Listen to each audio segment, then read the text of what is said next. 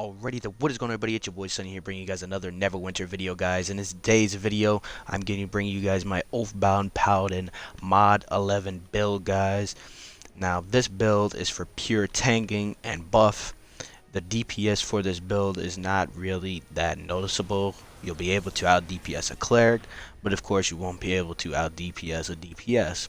But at the same time, you will have no trouble running through your dailies, doing all your regular activities, and getting into dungeons and completing them with ease with this build. And that's why I prefer this build, guys. So without further ado, let's go straight into it. We're going to start and just go straight across all the way to the mounts. Alright, for the right here, the character sheet real quick. Let's start with this over here. So for your role, which is pretty important, and sometimes people don't talk about it, you're going to want to try to get as high as possible. Constitution and Charisma. Charisma for that action point gain, and a Constitution for the hit points. I'll get into that in a minute. For your race, a lot of different people have a lot of different choices. You can use the human, you can use the tiefling, you can use the dragonborn, the dwarf. It doesn't really matter. I prefer the human for the defense. Where is it? Right here. Yeah, versatile defense, 3% higher defense, and then 3 additional feat points. That's why I picked the human over the other classes. For the gear, we have the Dragon Loyalist Visage, the Warborn Gladiator Cursors, the Warborn Medic Curders, and then we have the Vivified Oathkeeper's Ward. Yeah, the boots. I'll not say that last word. I don't want to sound like an idiot neither. But I do have the full gear right here. These are the pieces you're going to want to go for. So if you do have the time or the material, I do not yet. These are the pieces you want to achieve, and you get these through FBI. For your right side of things, we have the Greater Imperial Dragon Cloak. I just went with this because it gives you the action point gain, which is pretty sweet, because we want to still be able to keep up our action point gain and pop our daily as much as possible. Same thing with the belt. I went with Wisdom and Charisma, which is Lathander's belt. You can go with the Constitution belt if you want more hit points, but I feel this belt overall is not bad at all, because at the same time we're also getting that crit chance, so it helps out with our DPS a little bit.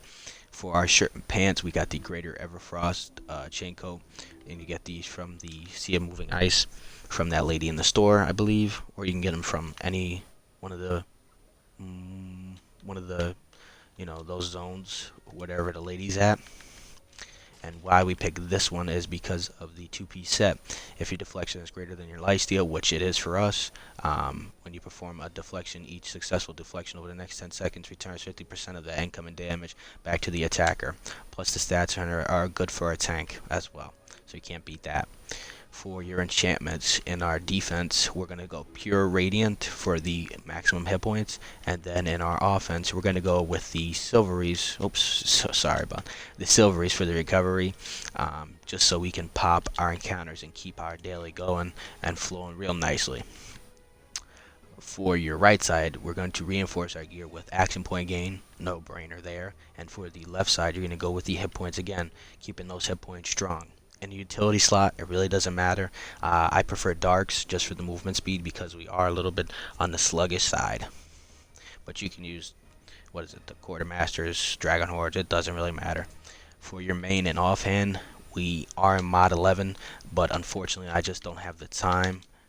I haven't had the time yet, I should say, to actually restore these pieces, but we're going to be going for the new purified, the face set, I should just say. And let me withdraw that real quick for you guys, just to show you why we want this one right here. Can I look at it?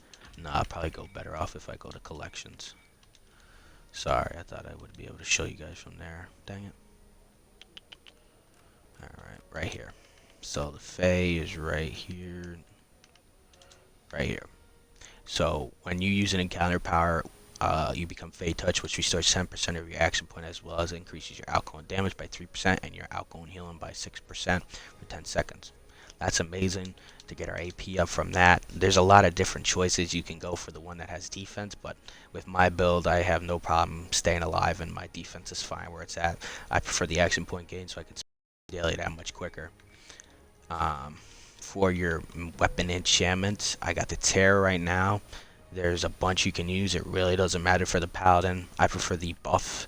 I mean, you can use the lightning. It just really just depends on your AD at the moment. And for your uh, armor enchantment, that's the same thing. Whatever price range you have, you can go with the negation. You can go with the shadow cloud. You can go with the bark shield like I got. So there's a bunch of choices with that. Some that I wouldn't probably go for is like the blood theft or something like that. And for your class feature, you're going to take the Aurora of Coverage, which gives you 25% control resist, which is pretty nice. And then you're going to take the action point gain. Like I said, we want to be able to keep that action point gain high as possible. And for your main hand, the artifact power you're going to want to go for is Shielding Strike. I just haven't unlocked it yet, but that's the one you're going to want to go for. For your range and stuff, I got 2+5, so those are the ones I'm rocking. And these ain't bad ones. This Brutality is pretty sweet, and this Deflect is pretty nice. Moving on to the powers. The powers switch depending on what I'm doing. So say if I'm running dungeons, I will use my Templar's Wrath, I will use my Burning Light, and I will put on Bane, or I will use Circle of Power depending on the situation and what dungeon I'm running in. We no longer really use Binding Oath, and we don't use Divine Protector. We go with the Shield of Fate, and we use Templar's Wrath as our main source of hit points and keeping ourselves alive and tankiness. For a secondary daily, this never leaves Divine Judgment, man. This knife is all powerful. A lot of the times, if my group doesn't need the Shield of Fate, I will just keep dropping a knife. And this, you'll see the DPS. I mean, it shows you right here, but this thing could hit pretty hard, and it hits with an AoE damage. So usually I'll just spam this when I'm running like dailies and stuff. That's the next thing. When you're running dailies, you're going to want to use your Sacred Weapon, Burning Light, and I like to use Smite, or you can use Divine Touch or Relentless Avenger, just 2 DPS moves. The Sacred Weapon, this is pretty nice. Your next 3 single targets, Your next 3 single targets attacks deal bonus damage, radiant damage to your target. So the next 3 attacks you do. So I'll pop the Sacred Weapon, I'll use Smite, and then I'll use Burning Light. For your coverages, your auroras, we're going to always keep on Aurora of Coverage. This is where the hit points play into a big part, because the more hit points you have, the more damage bonus you'll have towards Radiant. This is big for the Paladin. This is one of those things that we have. For your secondary one, I switch this around. If I'm running by myself, I'll use Vengeance. If I'm running a group, I'll use Wisdom, or I'll put on Protection if my group is not that strong. Moving on to the feats, we're going to go through these pretty quickly. Nothing spectacular. Toughness, encounters cooldown, more damage resistance, generate Divine Call faster, and of course the big one, more hit points. We go with the light path instead of the bulwark. This is more tanky, but I prefer to be a walking legendary mount because we share 25% of our power, which at my power now is roughly like 4,000 and change. So I'm like walking a legendary mount, which is pretty sweet. Plus you get the more defense from your equipment, and you heal for 10% more. And with this build, you do a considerable amount of healing with the Shield of Fate. For the Justice Path, you're going to just use 5/5 there, Flash of Light, Radiant Champion, Echoes of Light, and this is where you get your healing from. I use Beacon of Hope, and this is why spamming your daily is pretty sweet, because every time you use a Beacon of Hope, random 3 allies with taking damage will just be healed pretty much, just simple terms. So every time you use a daily, somebody's going to get healed, and just that's pretty much it. So that's pretty sweet. Prism I don't really like, and Purifying Fire, every time you use an encounter, it dissipates, which is not good at all, because we use our encounters a lot, so it doesn't stack enough for me. But yeah, that's it. If you just need to pause the video here, just go ahead and copy this down.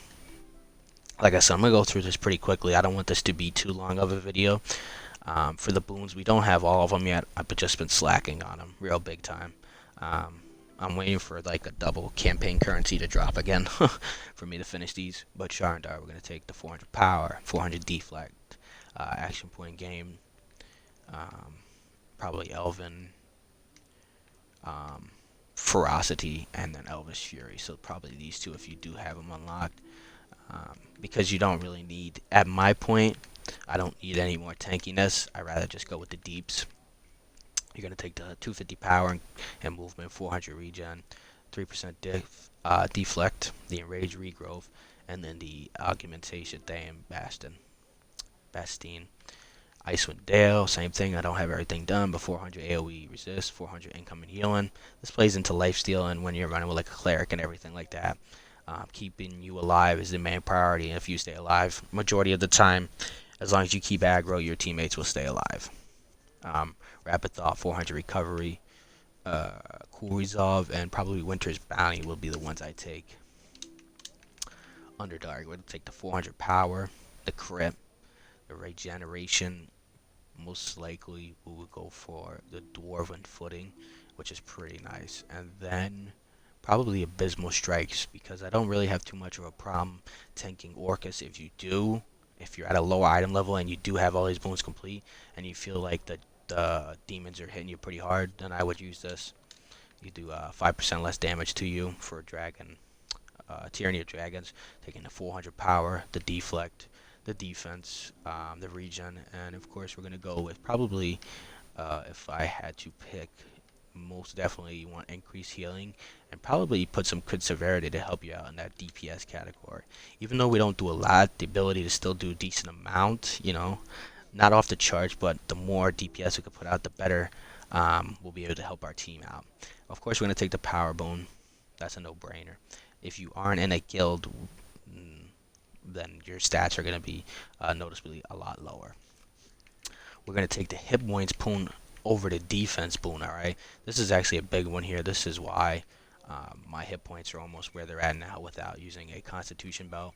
Because of this boon here, if you don't have the hit points, then I would rock the defense and then put the constitution belt on to make up that extra hit points. Utility slot doesn't matter. I don't need any more power points, so I just use the movement.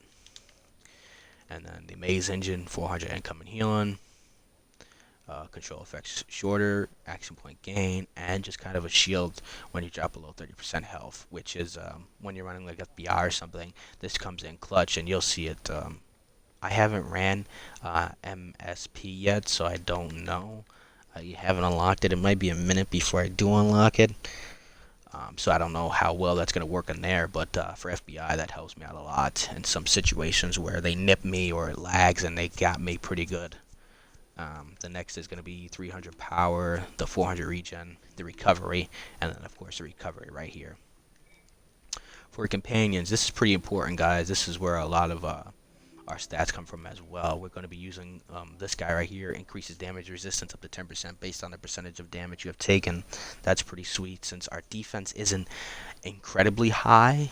Our defense right as we sit is about 10k, which isn't crazy, but it's enough for me per se, because we don't need as much defense with this Paladin, guys.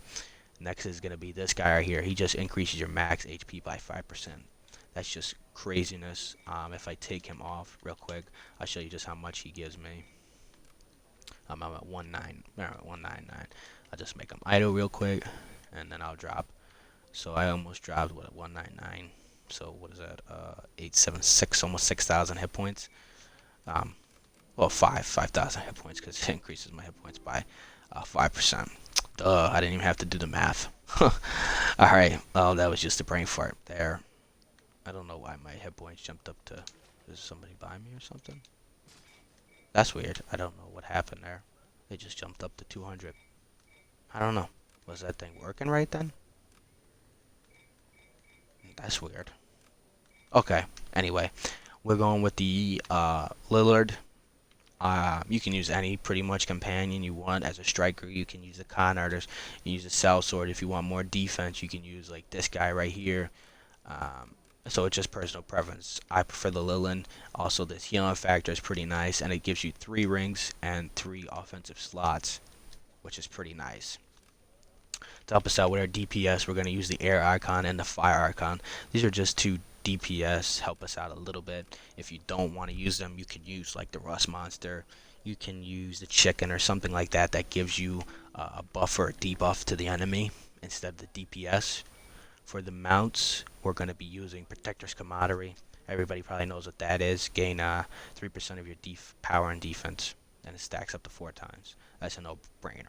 Artifactor's Persuasion, guys. This is big, followed by Artifactor's Influence. Every time you use your artifacts, that's what I forgot to go over, man. Okay, let me just get back to that. Every time you use your artifacts, this thing is just craziness. And when you get it to Mythic, having this ability, it's only like a 30-second cooldown or something like that. It's crazy, like, to be able to just keep popping your daily and having this. We just have a constant supply of action point game. Wanderer's Fortune, that's just for refinement. And then Shepherd's Devotion, since we're using our daily so much, whether we're dropping a knife, using the Shield of Fates to increase our teammates' defense deflection and their movement speed. Now this doesn't affect us, which kind of stinks, but just overall, 1,000 extra defense, 1,000 extra deflect, and movement speed to an ally could be a difference between life and death sometimes in certain situations. Artifacts, real quick. We're definitely hands down the Sigil of the Devoted is probably best in slot at the moment, just because of the fact is 100% of your total action point gain over the next 15 seconds, guys. When you pop this, you can get like 3 dailies out of it easily. And then I'm rocking the Lantern. I have the Black Ice Beholder, and then I have the Token of Chromatic Storm. These at the bottom really don't matter. If you're looking for more defense or hit points, then by all means take them. But I kind of went for more DPS orientated, just for the fact is I still like to do a little bit of DPS and help my team out, just more than tanking. And that, I think, is everything, guys. So just to show you some rotations that I would do. Say if I'm running, like I said, FBI or something, I'm going to use this rotation here. I'm going to go in, make sure I pop my Templar's Wrath, or go with some bait, and then I'm going to hold down the Burning Light. In some situations, you won't be able to hold it down. Say if the red AoE is going to come, by any means, then get the hell out of the way and just move. Just either pop it real quick or just get out of it, cancel it. The next thing is single, so you're going to use Sacred Weapon like I said, and then we'll use Smite, because Smite is a nice okay, so we're just going to pop that, boom, and then we're just going to hit that off real quick, and we're just round, and that's pretty much it. Boom, the enemy's dead in that situation right there. In any zone, pretty much, if you just do a complete rotation, majority of the times, the enemy's going to be dead. When you're doing your dailies or weeklies, not, of course, in the dungeon, though, but when you're doing your dailies and weeklies, right there, that would have killed the enemy for sure. And that is going to be it for this, guys. Hope you guys enjoyed. If you guys do have any questions or if I missed something, let me know down in the comments below. I tried to get through it as quickly as possible because I didn't want to make it too long of a video because I don't want to take up too much of your guys' time. So if I did miss something, I'm sorry. But we are coming up on 100 subscribers, guys.